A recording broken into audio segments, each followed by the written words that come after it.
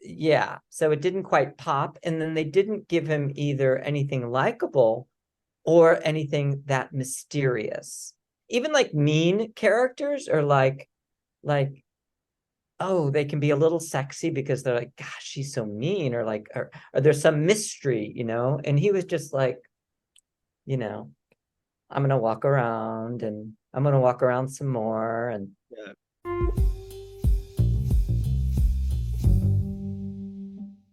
Want to listen to this Ivory Tower Boiler Room or True Crime in Academia episode ad free? Head on over to our Patreon where I'm giving you all 7 days of a free trial. So patreon.com/ Ivory Tower Boiler Room.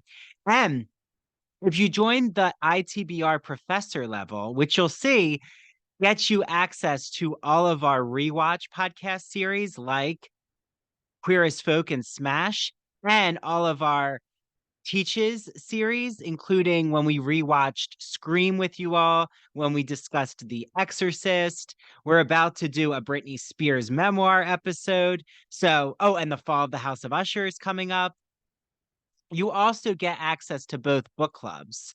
And while you're at it, while you're joining our Patreon, where you're getting your 7 days for free, I would really love if you make sure you like and follow us on Apple or Spotify, and please leave a review. It really does help us in terms of advertisers and sponsors.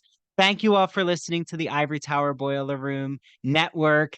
And it's just wonderful to be part of this arts and culture organization and have you all out there reach out to me. So again, remember, follow us on Instagram and TikTok at Ivory Tower Boiler Room.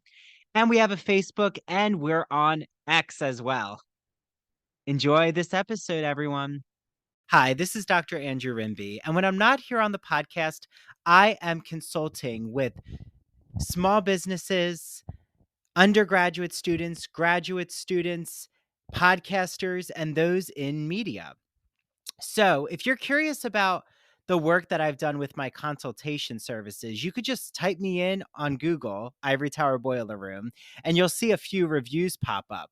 I've worked on college admission essays for undergraduate students. I've revamped and expanded a small business's social media marketing campaign right here in Port Jefferson, New York. And I've also worked on a graduate student's thesis for her physician assistant program. So if you want to seek me out or inquire about my consultation services, just email me. That's the easiest way to reach me at ivorytowerboilerroom@gmail.com. That's easy to remember. And 'tis the season for college admission essays, both undergraduate and graduate, thesis writing, dissertation writing. Do you want to create a podcast and you don't know where to begin?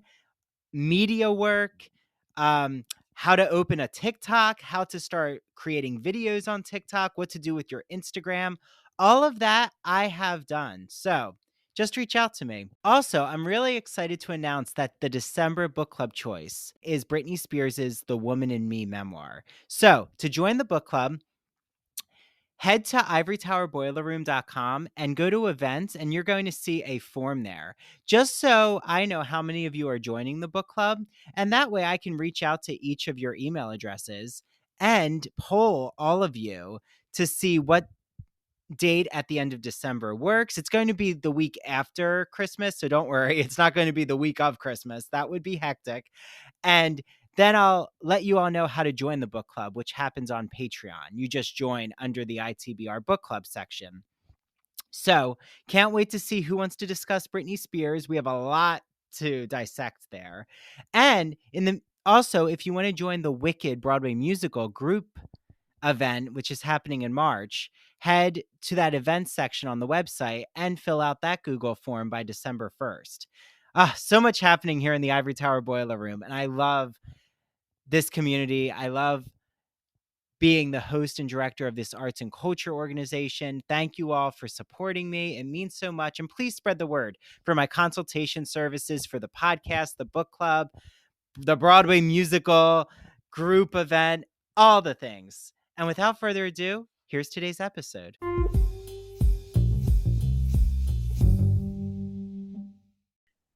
Hi, everyone. This is Dr. Andrew Rimby, and welcome back to the Ivory Tower Boiler Room Rewatches Queer as Folk.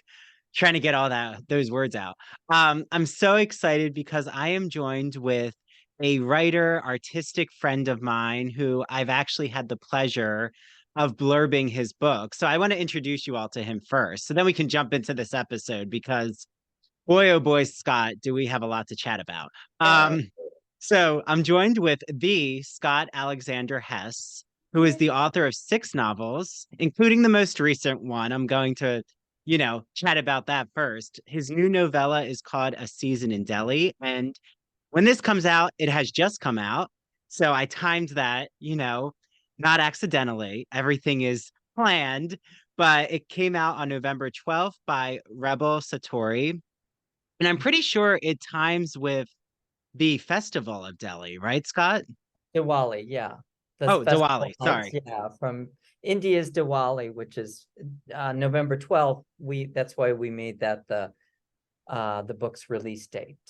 Yeah, I was gonna say Delhi is a location, Right. in India. So yeah, the Festival of Diwali. Thank you. Um, I guess there's always festivals in Delhi. So he also teaches fiction writing at Gotham Writers Workshop, curates Hot Lit, which everyone should subscribe to. I love it. It's an LGBTQ plus themed monthly newsletter.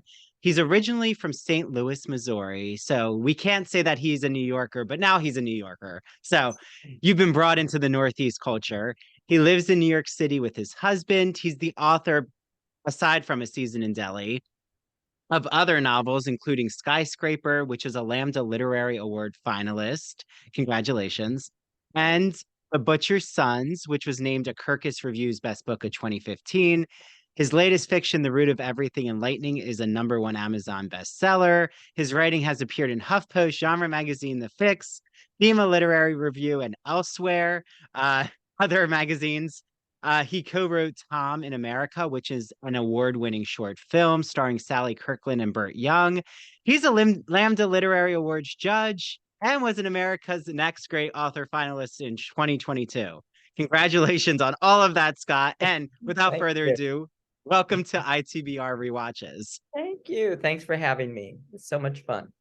Of course. Well, what I love is Scott said, okay, Andrew, what are we going to chat about? And I said, well, we're going to just dive right into the pool, right? Mhm. That's like their theme song in Queer as Folk. But I always like to ask, when did you first know about Queer as Folk? Did you see this series in 2000 to 2001? The whole backstory.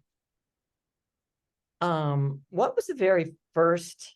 2000 was the Mhm. year, the origin year, right? Yeah, December 3rd, 2000. It 2000. premieres. Hmm. I knew of it. I mean, 23 years ago, and I was aware of it. I mean, things were just so different back then. So it was like, oh my God, they actually have a show with the name queer in it. And I knew it came from BBC, right? So it's like, oh, they're bringing it over here. What are they going to do? And the guys are really cute. And um, yeah, so it was kind of a revelation. And, sometimes it's hard to forget, even though some things are not so great right now, but we've made immense progress, right? So I try to remember, like, oh my God, yeah, like 20 years ago, it was like there just wasn't that much out there unless you went to the queer indie cities, like the Quad in New York City. It used to be, if I want to see a gay film, go to the Quad.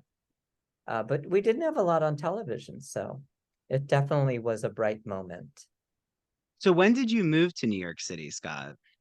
Um, yeah, 85. Oh, okay. So yeah, I'm you've been darker. in the Yeah. fabric of the city a while. Yes. Right at, I spent my early years in St. Louis and then always knew I was coming to New York City. It was like, that's where I'm headed.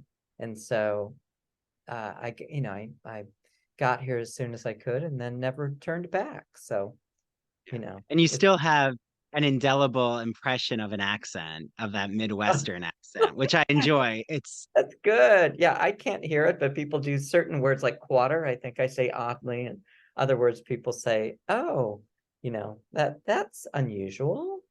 But yeah, we never my friend always says, you never quite lose the country girl. Like, you'll always be a country girl at heart. I'm like, yeah, that's true. That's true. Well, and does anyone ever say that you remind them of Carson Kressley? Because I'm getting like very Carson Kressley, like fashion aesthetic. Like you're so on I, point. I do love fashion. And early on in my career, I was a journalist and I wrote a fashion column, and I love fashion. It's like my hobby. So I haven't gotten Carson Crest. I've gotten like Sam Champion. I've gotten Oh, odd okay. comparisons through the years. Different. Some usually it's just like, oh look, they have like poofy blonde hair, so it's you'll get that comparison. But I'm a big fashion fan, so I have been for Yeah, years. New York's a great place for that. truly is. I know I say to everyone in the fall and winter, my favorite thing I did, I mean, I haven't done it a lot, but like one of my favorite activities is just going to Soho and entering every boutique that you can that aren't like lines wrapped around and just like Right, going to those independent boutiques and like talking to the staff, like whoever's curated the designs and the right. collection. And then like go see a movie in Union Square because I love that Regal. Uh, Oh, but that is a good one. It's so big. I know. And Well, bigger is better in my opinion, Scott, in yes, more ways than one. that is so true. Woo! I think my boyfriend's gonna like hearing that. Okay. Mm, So, where we left off in Queer as Folk, I always love pretending that I'm that TV voice. Like previously on Queer as Folk, um, it was called Now Approaching the Line. That was episode 5. Mhm. And Michael had like started thinking of dating this chiropractor. Brian had like tried to sleep with this client to secure a deal, but then the client was closeted. Um, and Brian kicks him out. Like, oh no, Brian leaves the hotel room and he's like, you have to deal with your family. And then Justin is struggling with his mom, which like we see carrying over into this episode. So Right. episode 6 is called The Art of Desperation, which I found an interesting title. Like, do you think it has to do with Justin's prowess as an artist? Like playing around with that in the title? Um, I, that it didn't strike me that way. It was more about and you have to remind me of the character's name, like the brunette who's dating the chiropractor, Oh, Michael. Michael. Um, I felt it was more about him, Mm, and he felt the most desperate to me, like yeah. the most like subconsciously desperate and like not off kilter. Although and maybe the less self-aware. The Yeah. the the young guy with the art, I mean, no, I didn't get a desperation from. I mean, he had that thing like, oh my God, is he gonna come? And oh, he walks in the door, but that's just kind of youth, like puppy love kind of stuff. I thought he was growing in confidence because of his art, really. Mm. Well, and I love how it begins with Michael. Like most of these episodes begin with Michael. Like he's our voice of the show. And he has this whole superhero fetish, like that I always find so interesting. So he like is with Brian and has this kink for superheroes. And then he's like, and here's my dynamic duo. And then you see like him with Brian. And I'm just curious, what was it like revisiting Michael and Brian's relationship? Um, well, um, I guess more irritating, honestly. Just the stances and the posing and the it felt inauthentic, like just false. And um I mean, time goes on too, but yeah, it just kind of yeah, that I'll start with that because there was a certain I don't know, levels of emptiness, I guess, that you Mm. know um that struck me. While like 20 years ago, I probably would have been so bowled away by like, oh my God, they're a queer couple, I'm so happy. and now I think I just expect more. Hmm. And more from I've seen so much great queer cinema, more like what was it called? God's Own Country, or I don't know if you saw that one, Oh, but yes, yes. Was that in farm, Ireland? they're like off on a farm, Hmm. that Hmm. relationship, and you can just see so much depth in this. I mean, and TV shows are different, or everything has its style. Like Dynasty is not, you know, Dostoevsky, but um yeah, so that was kind of the initial like, oh, all right, all right.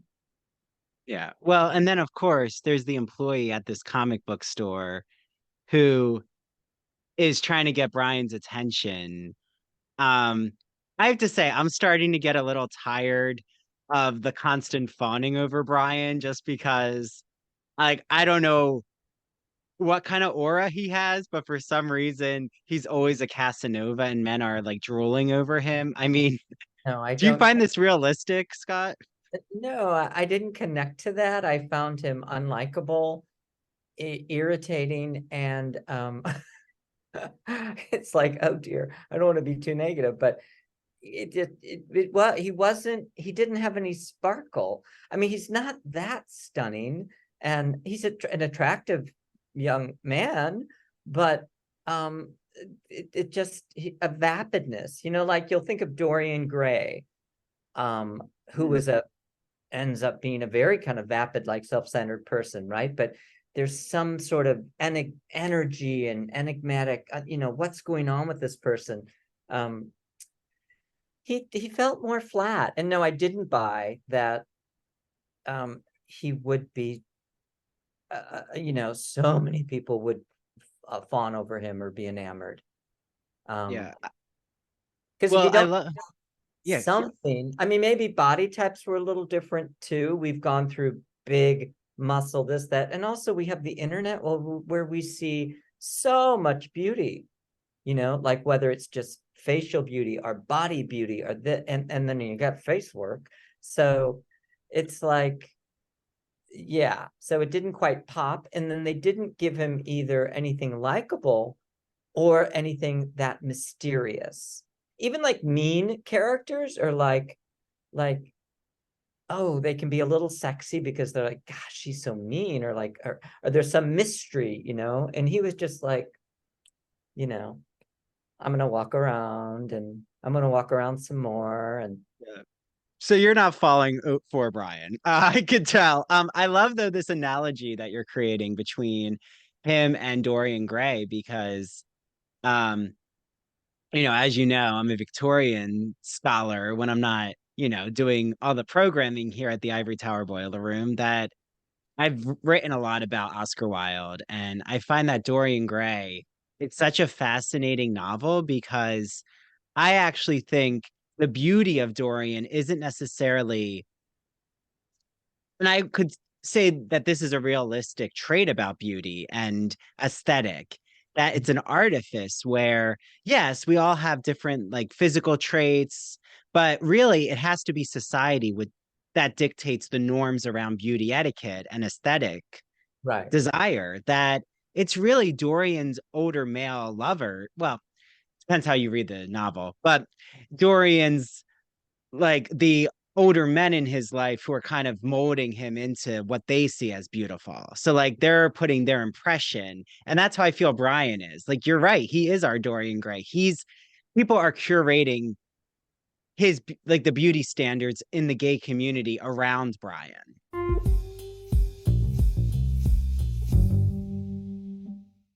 Happy winter, happy holidays. I hope you all are merry and bright out there. I am here in Port Jefferson, New York, on Long Island, in one of my favorite stores. It is the Soapbox NY, a bath and body boutique. I'm here with one of the co-owners, Janine. Hi, Janine. Happy holidays. Hi, Andrew. How are you? Thank you. Good. So I know you have many winter scents to walk us through. So let's Yes. get started because Let's go. there's a lot to talk about and it's exciting. So what is this that I'm holding? This is a hand wash by one of our favorite companies, Greenwich Bay. It's a gingerbread scent, which is wonderful, very Christmassy, very holiday-ish. And you can follow it up by using Greenwich Bay's lotion. It's a hand and body lotion. And to keep with that gingerbread scent is a sugar whip scrub. It's a body scrub that you could use in the shower, and it's by a company called Primal Elements. And it's something I'm actually using currently. And I said to Janine, and she always laughs, that I really feel like I'm in Santa's bakery. So, oh, it is so yummy. It's good. It's a good one. And then, what are these adorable little Yeah. soap gifts? Jumping back to Greenwich Bay, this is a great little grab and go gift, great for a stocking stuffer. They're mini soaps by Greenwich Bay, and it just gives you a little sample of some of their mini soaps to try. Ooh, peppermint, Yeah. mistletoe, holly, Yeah, it's wonderful. cranberry. Yeah, and all there's the some flavors. gingerbread in there too. And then, what is this room spray? This is from company Michelle Design Works, another one of our favorites. Room spray that you can use any room in your house, just kind of freshens up the room a bit. And what is this by Michelle Design Also by Works? Michelle Design Works is Winter Blooms, one of their new scents this holiday season. It's great. It's a hand wash. You can use it in your kitchen or your bathroom. And then here's something to follow it up with. Exactly. It's a hand and body lotion. And then what is this beautiful decorative candle here? One of our favorites that we actually sell all year round because it's so popular. This is the scent of Fraser Fir by Times. I think I'm becoming addicted to it. Yes, I think you are because you already own one, I believe. I own one, and it is a decorative candle for me because I'm about to open it, but it's just in such I know the a packaging beautiful is, I don't know what's better, package. the packaging or the scent. I'm but using it's it as a wonderful. holiday decoration. So Cool. I'll get to the candle eventually, Yes, you everyone. will. But it's wonderful because with Times and their Fraser Fir, not only do they carry the candles, but they also make it in the scent in the diffuser, in soap, the hand lotion, the hand soap. It's just a great line and a great scent. We're going to be Fraser Furred crazed this holiday season. I love it. And Yes. then what are these so adorable pajamas? My friends next to me, a company called Hello Mellow. But these pajamas are so comfy. We have the t-shirts with the pajama pants. These happen to be the Nutcrackers, one of my Aw. favorite this holiday season. And then they have the nightshirts too, and they're so comfy. And it says, "Oh, what What fun," fun. with the little Santa hat. Yes, and we have others as well. So, Janine, how can everyone out there get their hands on your hand and body and even pajama products? Well, we'd be more than happy to see you in our shop. We're located at 18 Chandler Square in Port Jefferson Village. You could always call us to place an order. We're happy to ship to you. Our phone number is 631-509-1424. You can place an order on our website, soapboxny.com. And you could also find us on Instagram or TikTok at the Soapbox NY. So many options. Mhm. I can't wait for all of you out there to just enjoy what I love so much about the Soapbox NY. So, with that, Thank you so much. happy winter, everyone. And this is going to keep you all, especially in the Northeast, merry and cheery with our cold, dark days. Yes, I know they're coming, unfortunately, but we'll Yeah. survive. But this will get you that pep Right in in your your step. spirits. I think so Exactly. too. There we Yes. go. Happy Yes. holidays. Happy Bye, holidays. everyone. Thank you. LGBT stories are universal, but each one speaks to the individual heart and soul of the writer telling it. Do you have a story to tell? Or have you been moved by an LGBT book, film, painting, television show, or other form of media? Then the Gay and Lesbian Review wants to hear from you. The GNLR believes in bringing awareness to queer art and artists through reviews, commentary, and thought pieces in which the author relates their personal lives to a particular piece of art, a novel, a movie. In addition to the print magazine, the GNLR also publishes articles on its blog. So you can see all of this on glreview.org. That's glreview.org. Remember, you get 50% off your subscription of the GL Review magazine when you use the promo code ITBR50. That's 50% off your print or digital subscription when you use promo code ITBR50. To learn more about submitting an article for the GNLR, visit their writer's guidelines. The link is located at the bottom of their homepage. And if you have any questions, email Stephen Hemrick. That's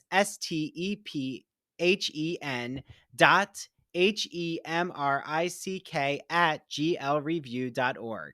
The GNLR and its readers can't wait to see what you have to say.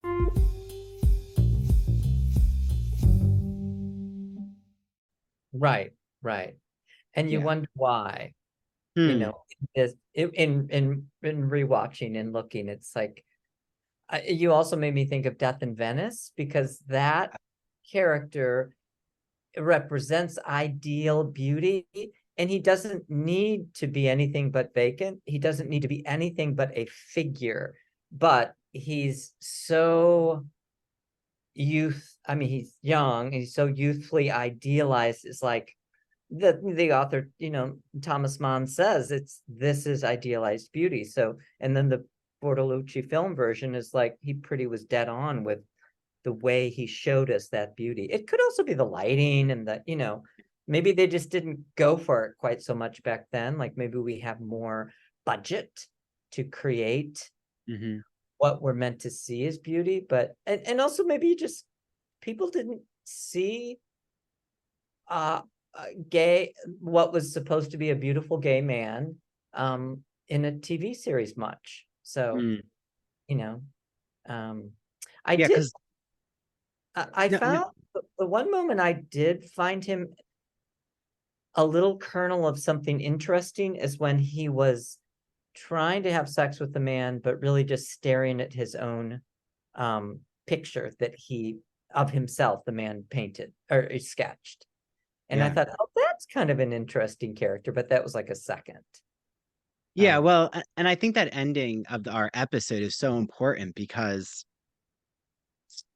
right, Michael is with David, the chiropractor, and I wrote here, remember, David, like we'll get there, but since you brought us to the end, David says, like, who are you thinking about? And David is so worried and can't handle that Michael has this like romantic friendship with Brian. But then, in the back of our mind, I went to, well, who is Brian thinking about? Because obviously they're trying to connect Michael and right, Brian in the final scene of the episode. And like Brian really just sees this guy giving him a blowjob as like a tool. And like he literally like shoves his face back down. And then he's right, like staring at the sketch that Justin made. And you realize, oh, he's the one who bought the sketch, like right, this private donor for this charity. right. And there's something he can't let go of Justin. Like he's starting to feel an attraction towards Justin that's not just physical. Like before that, it's always kind of been he sees Justin as a pest who just fawns over him. But I think Yeah. the shift has happened in this Yeah. episode. I mean, and those few tiny little moments are when like a complexity of character that came through that it's like, oh, this could be an interesting person, but you have like 45 minutes of posing and then 10 seconds of like, oh, that's an interesting thought. Mm. So, for the character overall. But I'm sorry, I jumped ahead. No, no, you're good. Yeah, go back and forth. I mean, I do have to ask you, what do you think of moments like when Brian says, um, I tune out self-pity, it makes my dick soft. Um, that doesn't even mean anything. Like, what is he just trying to be clever? That's the part that I like. Flawed people. I write flawed characters in all my books. They're the best, but there's multiple levels to flaws, and that's kind of like, okay, I tune out self-pity because it makes my dick soft, as if I just walk through the day minute by minute with a heart on, and that is the point of life. So I can't take in anything else. Um, I don't know. It felt like such a quippy phrase. So it wasn't, obviously, as you can see, I'm not like joining his fan club tomorrow. No, you're definitely not. But well, do you think though Brian actually like you're having me rethink his characterization because Brian doesn't really talk about like he doesn't talk about being beautiful, Mhm. right? I mean, he kind of lets everyone else dictate his attractiveness. Right. He just says like, "Oh, men are all around me." But it really seems like he needs to continuously feel attracted and needed, which is Right. why I do think it is, even though we are getting a stereotype characterization from him, I also do think it does feel realistic because I know these kinds of gay men where Right. like they need to be at the center of attention in their friend group, or but the friends want that, like they almost need a leader. Right. And I don't really have a friend group like that, but I find that each friend is trying to um capture Brian's attention, like really um seek out his approval. Especially Michael, I feel is that Michael has more to lose in this scenario, in my opinion. Right. But I don't know. I'm trying to find the complexity with Brian. I do think he has moments. I agree with you. They're like small moments, but we're still not getting his whole personality yet. Um, but Yeah, yeah. some of that could be in the writing. It might be in the performance and how it was directed. Also, in if someone's supposed to be so appealing, it can be in how they're lit, how they're presented, how they're because there's lots of films and lots of female characters that are meant like Cleopatra are that are just meant to be like um the epitome of beauty or seduction or and they're not always stunningly beautiful, but there's something that you have to buy it and say like, oh, this one walks in the room and it's like, whoa, and Mm. that's I guess that's what I want because I can buy if a character is can that half of their interest is what we're seeing visually and how they own that. There's like a brattiness to him, like a darkness, not to like totally focus on him because yeah, but that yeah, I wanted to connect more. And I didn't. And I did have kind of a strong reaction and I was like, huh, like I am being a bit critical, and my husband kept saying, oh, it's fun, and I'm like, well, so Well, so what was it like watching this episode with your husband? Like, what was some of the commentary that you two exchanged? oh, well, he's watches television and shows, and he is a huge lover of everything. So he finds things entertaining. He's like, oh, that's cute, that's funny. We talked about I'm terrible with all names, but um on Cagney and Lacey, what's her name? The redhead, plays Oh, the mother. She's right here in your picture. Um, oh, that's Sharon Glass, who Yeah, plays Sharon Debbie. Glass. Yeah. So like she popped on and me because it's so old too. He was like, I wonder what he looks like today, Brian, and like I wonder what they look like. And what about the little blonde? And he was actually talking about, I think when it was BBC, there was scandal because the actor was actually 15. And here is USA, so they had to make him actually older, and he's 18, which is actually 17. And then we chatted about the representation of the mothers, like, oh, look at his mother and look at the other one's mother. And I like Glassman as an actress too. I felt she could capture little moments. And yeah, so I always I am a bit of a snob around film, and well, I'm a writer, so I'm always studying, right?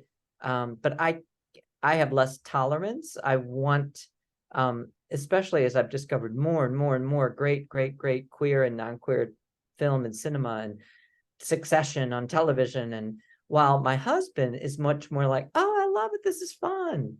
Yeah, Like, like oh, he always tries to find watching, the yay. This is he cute. finds the spectacle in it. Yeah. I He mean, watches so much that he enjoys it. And I tend to look more minutely, like, but it was good to think about it of like, oh, look how look how they dress, look how they're interacting, mhm. look how the parents are. I thought the mother kind of looked like Mary Tyler Moore, Oh, even though Jennifer, she's Justin's not mom. Mary Tyler Moore, but she has that kind of look. Well, But I actually thought her I have to say, like, my highlights of the characters in this episode of the writing was Daphne and Justin when they meet Lindsay and Melanie at Mhm. like that craft fair, or I forget, they're at some like outdoor event. And I thought like Daphne's relationship with Justin being the like straight best friend, and like That was Justin trying right, to make his way into the lesbian couple's good right, graces. Like right, I thought that was the highlight of how that narrative played out, with right. like Lindsay being an art teacher, getting Justin's work shown. Yeah, that focus on the art. Yeah, Um, Justin's artistic expression. right. I really like Justin's acting though. I like Randy Harrison a lot. Yeah. That was charming. I thought those segments were charming. And he was like, actually, he's prettier than the other guy in some ways. Um, Yeah. but he's, has plays, he's a little more uncertain and vulnerable and not, doesn't seem to be too into himself and has this fun, straight girlfriend and, Mhm. uh, is very uncertain about his art and even his like slight obsession um is charming. I Mhm. guess because he is that bright burst of youth that doesn't seem, it's almost like he's more mature than the other people, even though he's younger. He seems to have a healthy outlook. um I agree. yeah. And I find his relationship with his mom so interesting. Like I really like Jennifer's how she navigates him coming out. And I mean, what did you think of his mom actually um going to the gay and lesbian art show? uh I well, yeah, I liked I liked those scenes. I liked the fact that she went. It almost felt a little unrealistic, because, I mean, I don't know, where are we? We're in uh, uh, Pennsylvania, right? Um, Pittsburgh. and it's 20 years ago, but I, I like who she was and what she did. And I love that moment where she turns and she's imagining him ripping the clothes off of her son and this. But so I like the idealized version of like what they have in this show, but I doubted it a bit because Mhm. coming from Missouri, and there's one thing a parent or a mother like being, you know, uh supportive as much as they can, but um also having doubts and uh, uh um homophobia and just having all their own stuff that they have to work through. So I thought she kind of, so that's a dual answer because I liked that. Oh, that's nice. He has his mother's fun. This is going to be great. But it didn't feel that realistic because I'm like, that's where they gave that moment where she's like, oh my God, he's seducing my son. He's literally ripping his pants off. But again, then we went away from that pretty quickly.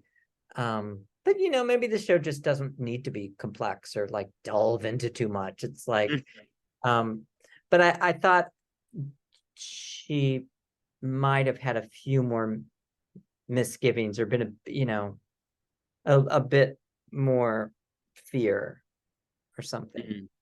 Yeah. Yeah, well, and how about when she's like seeing all the art? I thought it was fascinating just viewing her reactions to each piece. Like there's one that's more based on Justin showing women and motherhood. Like I don't know if the first is like, Right. That was interesting. Yeah. yeah, I liked when it was Lindsay and her baby. Mhm. But then like when she starts to see the photo, like just to see how those who are gathered at that show react to the nude male body so differently. Like, right, the one couple, um, Ted and the music choir teacher. Oh, that was sad. I know. Well, let's talk about it because that's like our artistic couple. They see a cock and balls and like the backside of this photo, and that like really turns them on. But then Right. Jennifer, Justin's mom, sees the nude male body because it's her son who's painting it, and it Right. all starts to register for her. Like, who is this model and where is he? Right. And she's threatened, she's afraid, she's threatened. Also, I don't know, with parents, how many parents really have frank sex talks with their children? I always think parents are as afraid as, there may be more than the children to, like, I come from Missouri, it was, we didn't like talk that much about sex, and then having gay sex, forget about it. But so, I felt like her viewing these things and taking them in. I mean, I agree. I liked the segment where she looked at the different, from motherhood to what is this, and the gay sex, and I'm sure she felt it would be a bit shocking and protective, which is why they allowed the scene in where she then turns and is imagining what they actually did, which was good. I thought that was a good moment. Yeah. So, okay. So Ted is with, I'm trying to remember his name, but Ted is with this, like, goes to this dating event, and they all have numbers. I've been to date bait. I've never Have you been to that. been? I've been to, like, blind dating online during the pandemic, which was a different experience. But Yes. No, back in the day, that was I did date bait, that exact thing they did. Ugh, I hated it. But yes. But there they are, the little couple that I had high hopes for. I know they shared love of arias, and like, had this real opera love of going, like, listening to the Mets broadcast. And then what happened? Like, why do you think this just shattered? Well, yeah, because the thing to me was, when he was resistant, I thought I got indications of, like, that he was kind of attracted to the guy, and there was a little thrill there. I never got, like, disgust or repugnance, or like, oh, I don't find him attractive at all. I was getting little inklings of, like, he's being cautious, but so I really felt it. And then that moment when they're both salivating and, like, oh my God, we've waited long enough. It's so when he couldn't and said, "You're not my type," and I was like, oh, that's disappointing. I would have liked to have seen them, and maybe, go further, spend more time, like, try to have sex, like, because I didn't quite buy that he made it sound like, when he said, "I'm sorry, you're not my type, get out, you have bad breath." It's like that was his feeling all along. And that wasn't what I was getting from the scenes, beyond that thing of, like, love the full person, love the human being, not just the body part, which, in me, in long-term, I'm in a long-term 10-year married 4 years relationship, that it does become part of that. You love more and more and more just the person, like their heart and soul, and it morphs and changes. But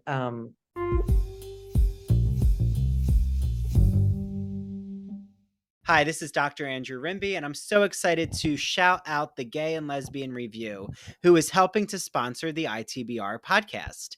For all of you out there, the Gay and Lesbian Review is a bi-monthly magazine where you can discover new things about gay and lesbian literature, history, and culture. And the GL Review publishes essays in a wide range of disciplines, as well as a slew of reviews of books, plays, and movies, and a number of special features, such as artist profiles and their popular art memo column. Each issue of the magazine brings you consistently intelligent, lively, thought-provoking articles focused on a unifying theme. For example, their September-October issue centers on the theme cracking the closet. So, starting in the 19th century, a number of artists and writers found ways to crack the closet by expressing their sexuality between the lines or in the interstices of their work. For example, Ignacio Darnad, who is a friend of the ITBR podcast, he's been on our show, writes all about illustrator J.C. Leyendecker, whose work for Ivory Soap and Arrow Collars gave him plenty of opportunities to draw pictures of well-dressed and at times scantily dressed American men. And you also can find an article by Vernon Rosario, who has been on the podcast, and he talks about the quest for sex in the Middle Ages. So, to subscribe, visit glreview.org. That's glreview.org. Click subscribe. So on their website, go all the way over to the right-hand side and you'll see the button subscribe. Click subscribe and enter the promo code ITBR50 because you're getting 50% off your subscription to the print or digital edition of the Gay and Lesbian Review magazine. I can't wait for you all to have your copy of the Gay and Lesbian Review magazine, and make sure that you take a picture when your magazine arrives or when you're reading it online and tag the GL Review on Instagram and ITBR, and we'll share it out in our stories. Enjoy your reading, everyone. Hi, everyone. This is Dr. Andrew Rimby, and I am so excited to be talking about Broadview Press. You might be asking, what is Broadview Press, Andrew? Broadview is an independent academic publisher in the humanities that produces high-quality, pedagogically useful books for use in university and college classrooms. They publish in the humanities, mainly English studies, writing, philosophy, and history, just to name a few genres. And recently, I had on Dr. Jason Holt, who wrote all about the philosophy of sport. And what better summer episode than to talk about what happens when a philosopher dissects the beautiful aesthetics of sporting culture. In the spring, I had on Doctors Kyle Stedman and Tanya Rodriguez to talk about what is sound writing, how to make audio projects in the college classroom, how to even have your students create podcasts. And then in the winter, I had on Dr. Jeffrey Weinstock. He talked about analyzing pop culture. Yes, I even sneak in some Real Housewives questions and how to teach composition and make it fun. He uses this whole metaphor about being a mad scientist in this gothic lab. And in the fall, I had on Dr. Ann Stevens, and she talked about literary theory and criticism. And yes, the university season is upon us. So, what better way to talk about the college classroom than to actually understand what is literary theory? That's a wonderful episode for all of you out there who teach literary studies. I love Broadview Press. Make sure you use their exclusive code. It's Ivory Tower on broadviewpress.com. You get 20% off all Broadview Press publications. Okay, until the next Broadview Press interview. And now back to the Ivory Tower Boiler Room.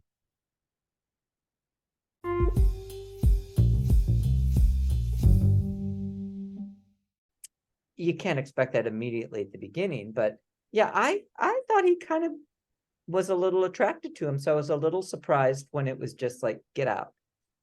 I don't know, unless it's meant to be he's afraid of commitment, and that, I don't know. How did you read it? Yeah, well, I thought when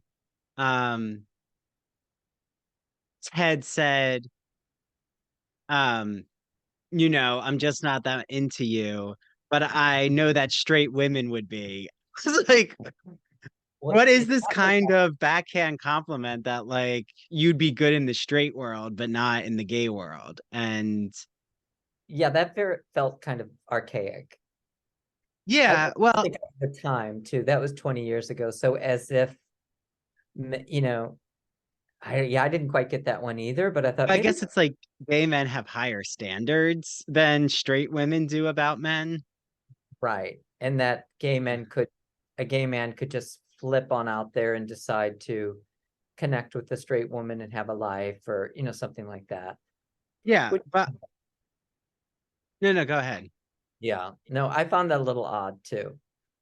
Yeah, well, and Roger, that's the The choir teacher. Yeah.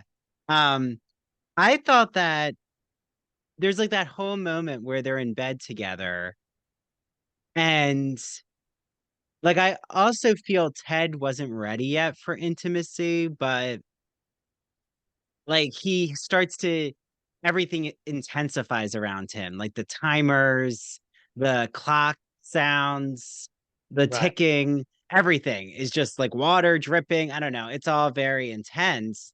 So I didn't understand, and maybe we'll see as it goes on. Maybe this man does come back in his life, but um, it did pave the way for him to then go back to Babylon, the nightclub, and see this young man who he had been with a few episodes before, who had like given him a drug, and Ted like took too much of it and went into a coma.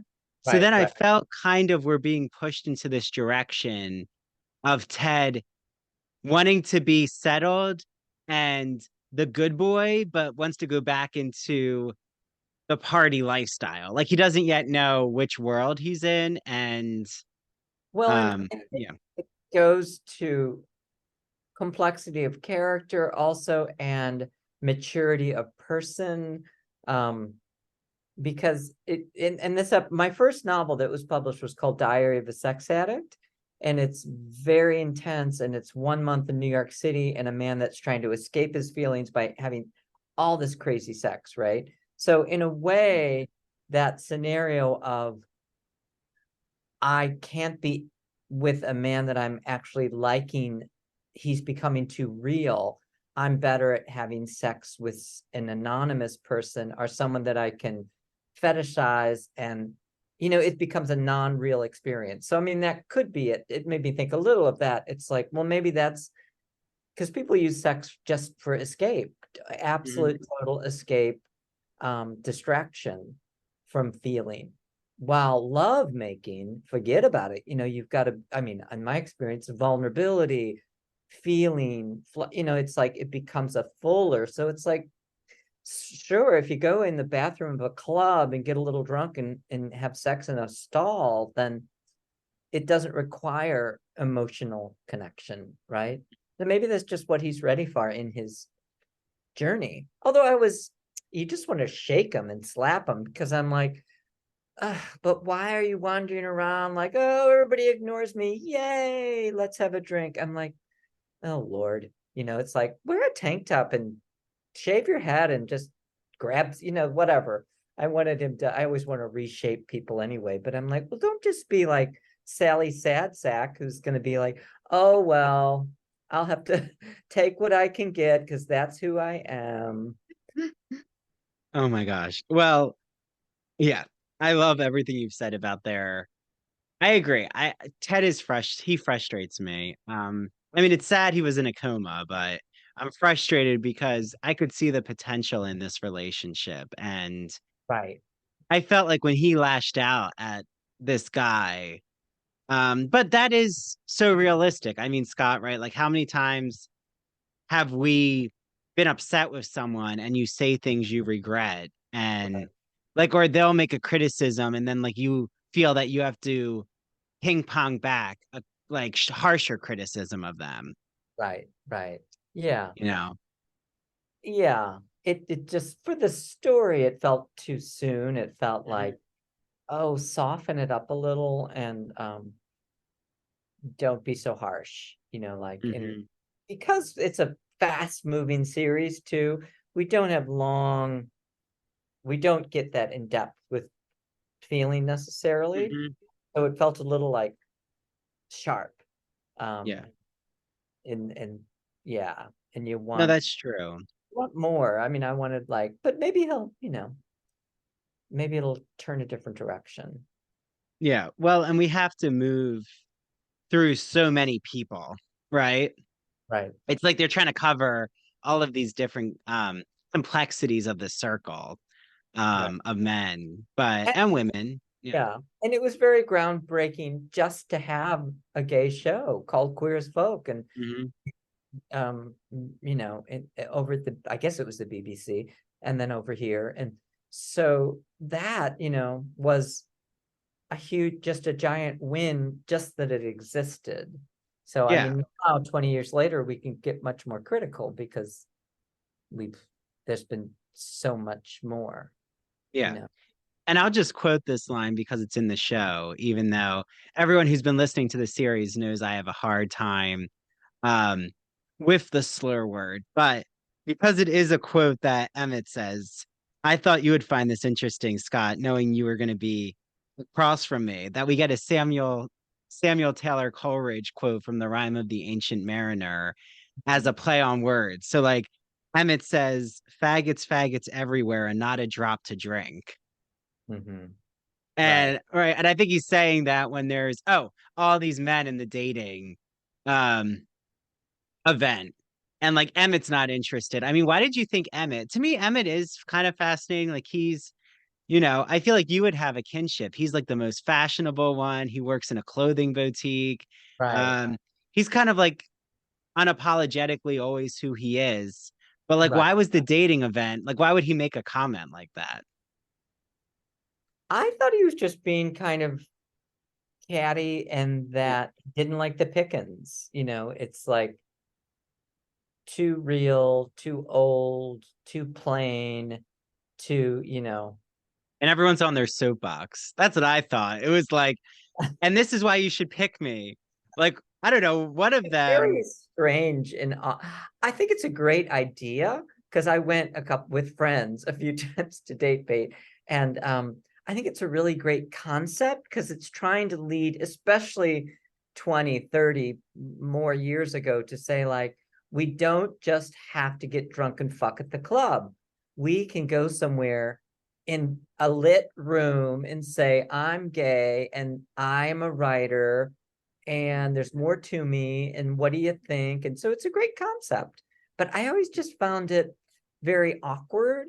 And maybe it is because we were brought, I mean, I came up in the gay community where it was very visual, because where we were always in, I think that has changed absolutely, but we really were always in clubs. I was 17 and in hot pants. I remember my friend said, don't you have any other type of clothes? And I'm like, but my hot pants were my thing. I'm like, I gotta wear my hot pants. Because that was, you go, you stand, you do, and then that was it. Get drunk, pick someone up. So anyway, Yeah. that's my date rant. But Well, I think and it is an idea, but in truth, it was, so that guy that said, faggots, faggots everywhere. I just felt he was being quippy and kind of like unable to see anything visually. But the whole point of the thing is it's not supposed to just be visual. mhm. It, if he had, if it was, it's not that he's lacking in depth, but it's just not what he's looking for.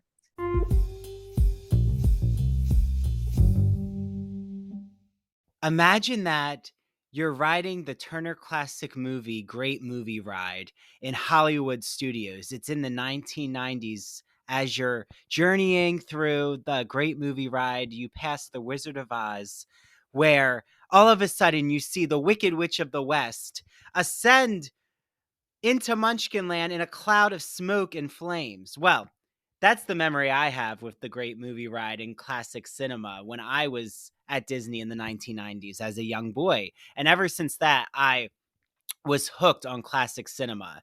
Well, my friend Christian Garcia, friend of the Ivory Tower Boiler Room, has a podcast that you all are going to love. It's called That Old Gay Classic Cinema, and he looks at queer themes in classic cinema like Vertigo, The Wizard of Oz, Sleeping Beauty, Mary Poppins, 101 Dalmatians, Hello Dolly. The list can go on and on and on.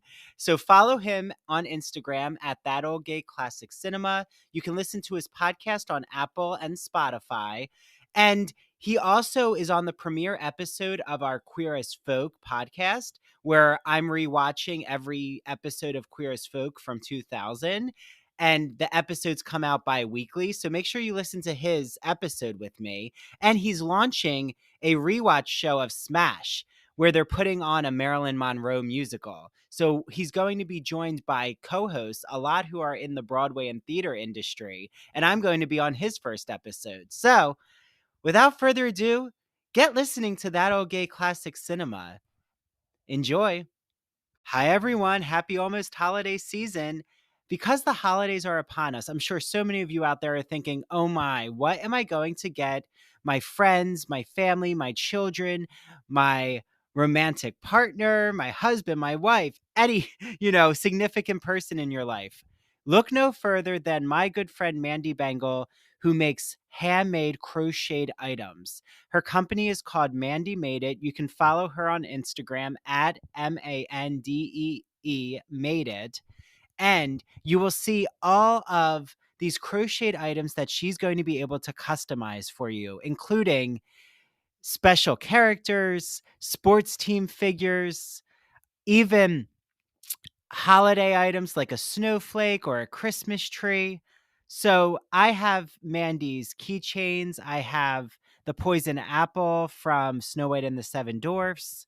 I have a rainbow flag that she made me. So Mandy is able to really customize an order just depending on what your hobbies and passions are and what item you're really looking for. So because you're listening to me talk about Mandy, she said that anyone who goes to Mandy Made It on Instagram and orders from her and they've heard the Ivory Tower Boiler Room ad, she will give you all a free Ivory Tower Boiler Room t-shirt with your order. So head right now to Mandy Made It. If you were really looking for that special gift, now you don't have to look any further because I have you covered with Mandy Made It. Okay, I hope you all enjoy your items from Mandy Made It.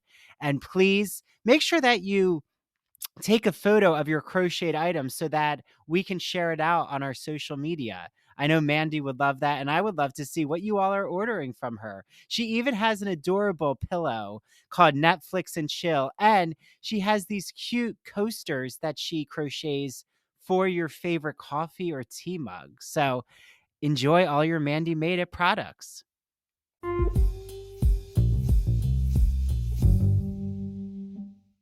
Because it's like, well, actually, there's people with a lot of different perspectives. Like I do a choir and I do this. And I thought that was a funny moment when he said, well, I had a date and I went into a coma, and then he dropped his number, and that was cute.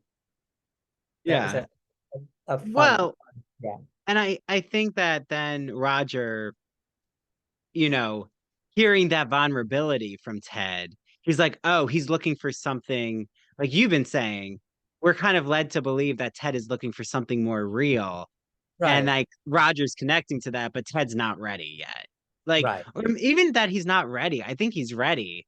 I just think he can't leave behind the party lifestyle. And I mean, even there's that moment where David, the chiropractor, who definitely I have warning red flags for this relationship. I don't think this is going to last long right, because, in my opinion, David seems really, as a chiropractor, he seems really insecure. Like, I mean, right. And he's older. yeah. He does seem, yeah, I thought his maturity level should, why is he playing this game? It's like his level of maturity, understanding, and confidence felt like it could be higher. Well, like I have to ask you, do you think that um, gay men are more or less territorial of their lovers than straight men are of women? Maybe, yeah. I mean, because we do, um,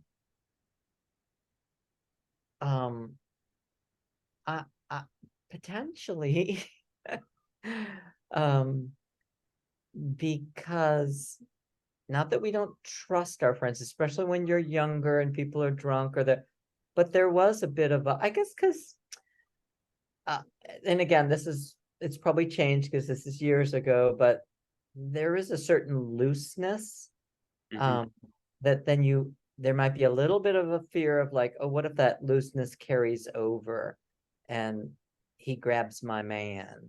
While in more traditional heterosexual, um, I may be go down on a limb here, but that the women are, well, women are more angelic or cherished, and the man is in control, and then we'll keep them safe, and that it's a little more taboo, immoral, or you can't go to card club with your and then sneak off and have sex with your friend's wife. Of course you can, and there are lots of plays and movies where they do that, but it feels a little more tenuous than maybe like, oh, we're young and gay, so we can be a little looser. So then maybe that makes it a little more fearful. Well, and also like how much you have to negotiate about being open or not. Like I'm finding this right now, like now, dating, and I made a commitment, but I also like have had conversations with my boyfriend. Like we've known each other for 11 years, but we've just like reconnected back romantically. But I've been to Fire Island with him. I know what it's like to be at clothing optional places. I know like how many couples go there for like a third in their relationship. So it's so Right. many, which is great. Like it's very freeing, but I think we also have to be more communicative. Like, okay, well, what is the boundary? Like, what are you comfortable with? And I think setting yourself up to be jealous is because you haven't had a conversation. Right. I think in my marriage, in my relationship, why this one worked, it's because I very, from the beginning, I really expressed exactly what I wanted, Yeah. and was honest and laid things out, and just said, like, as we approached marriage and so forth, I was like, I'm getting married, and it's a like to me a spiritual act, like a beautiful thing, and it is a monogamous relationship. This simply is what getting married is, and this is the only thing I'm interested in. So if I'm not going to get married and then say, oh, should it be open, or no, it's a what is the word, like a pact, like a sacrament, like a not a contract, that sounds It's so a intense. commitment to you that Commitment, you've yeah. made. And monogamy is part of that. So it's like, this is not negotiable, but I think you're right in saying it's just about communication. Mm. And I learned the hard way by not communicating early on and then falling apart later, as time went on. And in this, my beautiful marriage now, which, I'm very happily in love with my hubby. Hi. I, from Oh, the beginning, knew what I wanted and expressed it and put it all out there, so it's like, it did feel easier. I guess sometimes you gotta fail a little and then yeah. say, well, that didn't really work. So let me just be honest. I think you have to be afraid of failing too. I mean, Mm. not afraid of failing. Like, Yeah. you Well, like know, now there's a responsibility I have that I didn't when I was single and playing the field. Like, but right, I made this commitment myself. Like, I want to be monogamous, but right, also I know to communicate. Like, I don't hide that I have an OnlyFans from my boyfriend. Like, I'm open about, that I'm still like feel empowered right, being like having sexual conversations, but it doesn't mean I'm going to have an affair. It doesn't mean I'm gonna like look for another guy. Like, no, it's right. like just another aspect of myself. And Yeah, again, I always talk about it because I feel like what we're seeing with the men in this show is they're holding a lot in their psyche without actually explaining. Like that's my feeling is like Ted doesn't know even how to verbalize what he's feeling. And in my opinion, neither does Michael. I mean, I do have to say, like, it is cute when you're friends to kiss each other. Yeah, that's normal. But I do think Michael I can see why his chiropractor boyfriend is getting annoyed. Like, even though I think he's taking it a little too far being jealous. Yeah, would I want to see my boyfriend making out with like kissing another guy, who's his friend, and them who's kind of doing it right in front of me? I don't know. yeah, no, I wouldn't. I mean, if I was No. the chiropractor, I probably would have just left. Because also it's a character who was kind of coming on to him, who was being kind of I don't know, just kind of a little bit snaky. And then there's the man I'm at. They're not saying like, we're not committed. If you like tomorrow are going and having sex with this guy, it's like, I don't know, we haven't committed to anything, but it's rude if you bring me to it, we're at an event together, to then go over and be like momentarily kissing someone else, it's just like, well, that's just downright rude. It's like, Mhm. and that's where I do think the chiropractor guy could be a bit more mature and not as fearful. But in moments like that, I think a mature, developed person may just be like, what? Well, you suck. I'm leaving.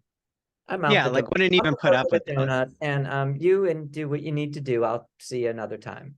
It's like, because that was rude. Yeah. Yeah. So I think, you know, ending our conversation, which see, this goes by so quick, Scott. Um, and who knew that we would be having all of these, you know, flashbacks in your life or just moments of philosophical inquiry. What do you think though of where we're left off with Jennifer seeking solace with Debbie, like the mothers connecting together? Because to me, that's one of the more interesting elements of the show. I mean, that felt very hopeful, Mhm. um, and grounded, and that seems to be a very um positive, have a lot of hope and positive possibility. Yeah. Well, and Jennifer always gets compared to a woman shopping at Saks Fifth Avenue. Like she's always a fish out of water in this community. Like you even said, she's very Mary Tyler Moore buttoned up, preppy. She could like do well on the Upper East Side in Bloomingdale's. Right. Like she gives Yeah. me that kind of vibe. But she's also like willing to be there for her son. So it's not like she's ignoring who he is. Yeah. No, I yeah, I think her, again, like what I said before, like I'm not sure how realistic she is. She could have a few more sharp edges and uncertainties. She's a Mhm. little soft around dealing with, which, like, for her is probably an emotionally challenging. As I got more mature, I realized, well, sure, like with a family member, I became a little less in your face with like, accept it or fuck off. It's like being empathetic to like, well, oh, okay, I understand. Maybe this is news. Maybe you don't understand what this means. I remember I had a family member who I was like, now this is a choice, but I love Fire Island. And I'm like, we could do Fire Island for the weekend. And I kind of gave details. I said, but there are lots of gay men and they're all in tiny bikinis and this and that. And they were like, no, we better not. So I always get off on tangents from where we're talking, No, but but that I like I like those two ladies having the drinks together.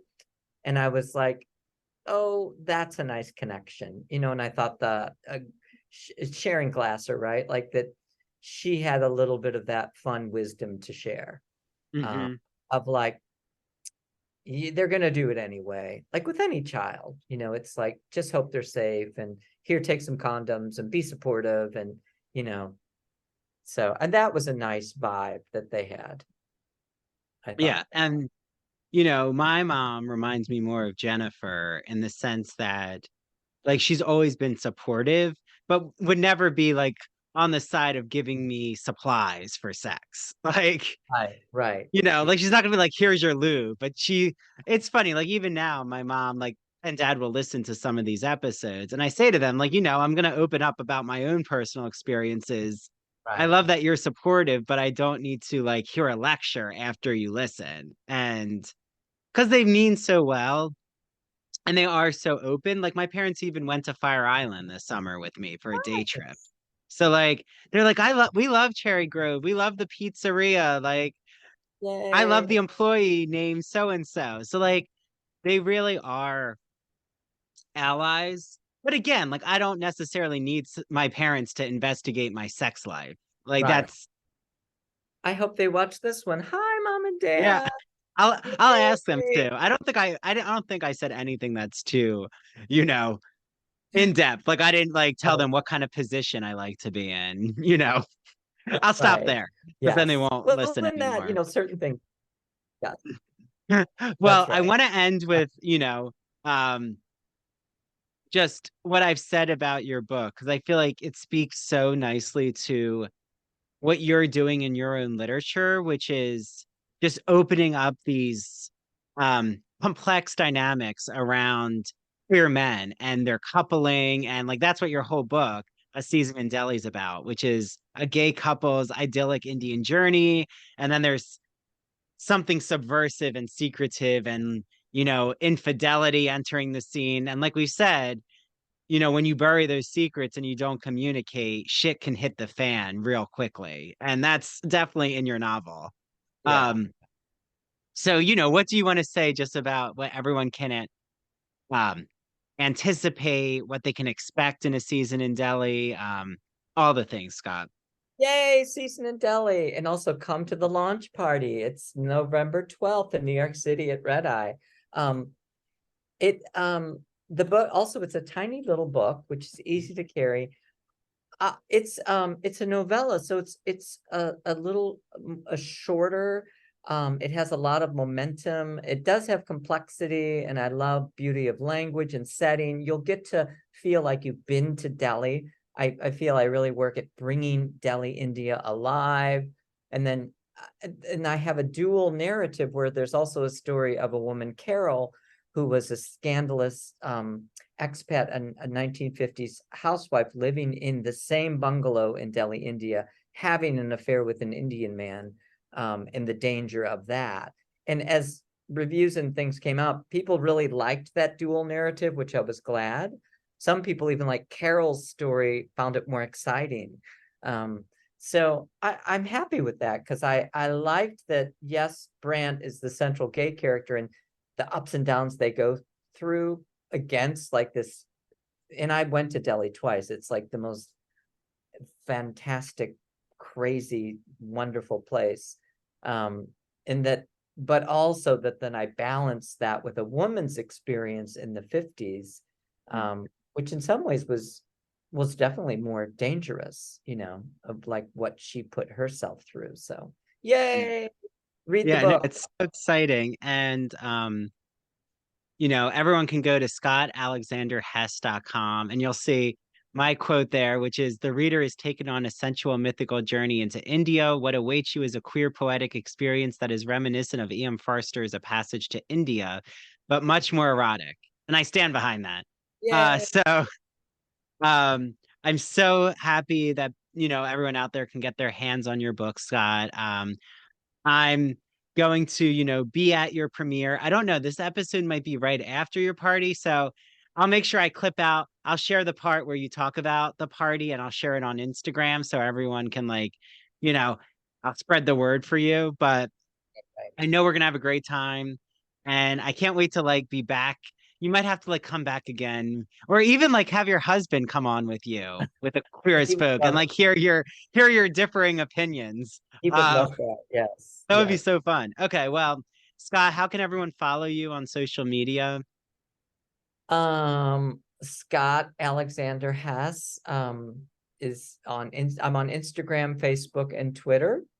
And you can always just Google Scott Alexander Hess and everything is there about me because there's not another Scott Alexander Hess. So that's why I Well, put the Alexander in there because it's easy to search in Google and find. And yeah.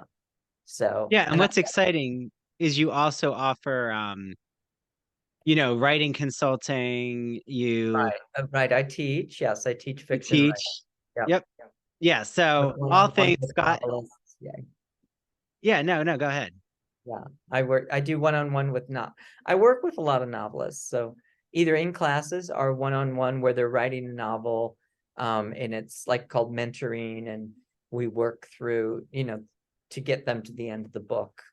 Oh, So that's that's good. all that's very rewarding and part of the writer's life journey, as I always say, which is great.